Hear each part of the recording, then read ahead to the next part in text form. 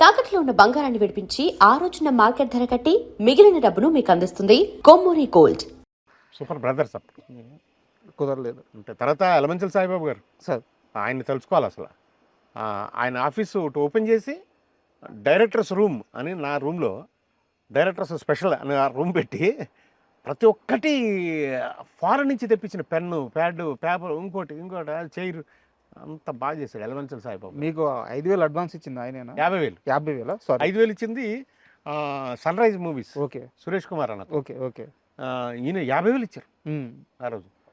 ఇంకొక ఆయన ఒక 50,000 ఇచ్చారు, కానీ ఆ చెక్ ఇచ్చారు, అది అవ్వలేదు. ఆ చెక్ ఇప్పటికీ అలాగ ఉంది. రాజ్కుమార్ అని చనిపోయారు ఆయన. అండ్ చిరంజీవి గారి విషయానికి వస్తే నా దగ్గర ఒకటే ఒక క్వశ్చన్ ఉంది. అది కూడా మీరు మాట్లాడిన ప్రస్తావనే, మీరు తీసుకొచ్చిన ప్రస్తావనే వేరే ఇంటర్వ్యూలో. అదే స్ట్రైట్గా అడుగుతాను. చిరంజీవి గారికి కాదంబరి కిరణ్ గారికి ఇప్పుడు టర్మ్స్ ఎలా ఉన్నాయి?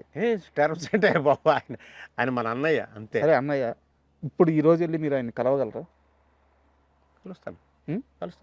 చిరంజీవి గారితో నాకు ఒక మంచి అసోసియేషన్ ఉన్నప్పుడు ఆయన పక్కన ఉండే కొందరు వ్యక్తులు నా మీద లేనిపోనిది ఒకటి ఏదో క్రియేట్ చేసి చెప్పారు. ఇది మీరు అన్నమాటే. నేను చెప్పిన చిరంజీవి గారు రోడ్ నెంబర్ 45లో కార్ స్టార్ట్ అయితే ఫిలింనగర్లో లేచి నిలబడే జీవిని నేను. ఓకే, సో ఆయన గురించి ఆయన ఎప్పుడు బాగుండాలి, మన పెద్దగానే ఉండాలి, మన అన్నగానే ఉండాలి, అంతే. లేదు, మీరు అభిమానే సార్, నేను అభిమానే సార్. చిరంజీవి గారికి అభిమాని కాని వాళ్ళు అభిమాని గారు నేను తమ్ముడిని. అది ఓకే. నేను అనేది ఆ వ్యక్తి ఎవరు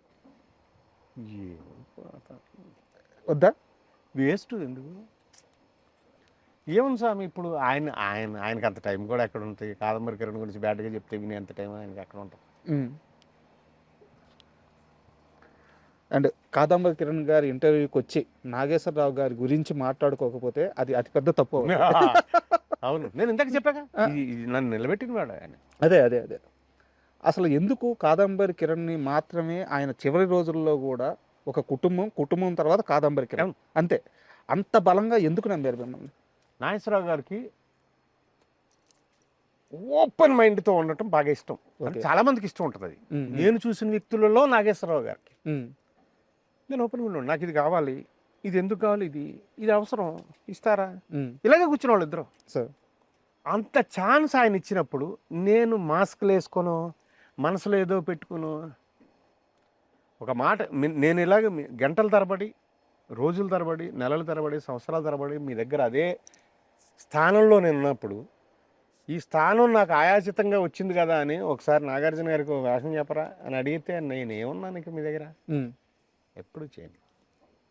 బట్ ఇప్పుడు చాలామంది అదే పని చేస్తున్నారు కదా. చేసుకొని వాళ్ళ కర్మ.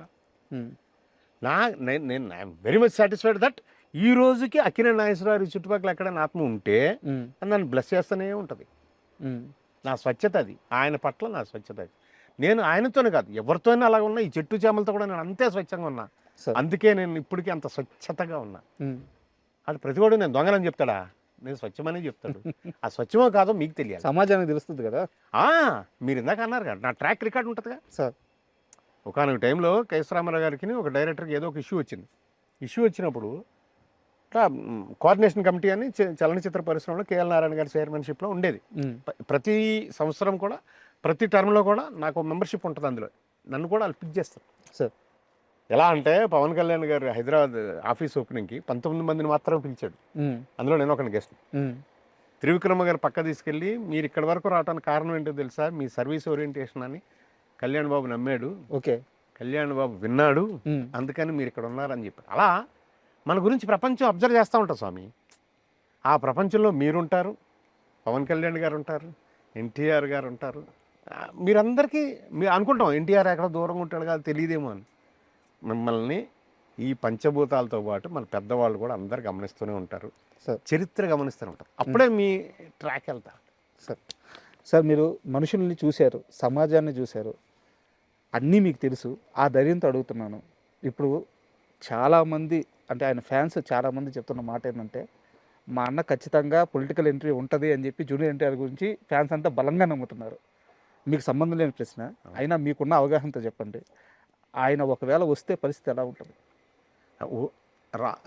రావటానికి ఆయన రావటం అనేది ఆయనకి హక్కు కదా.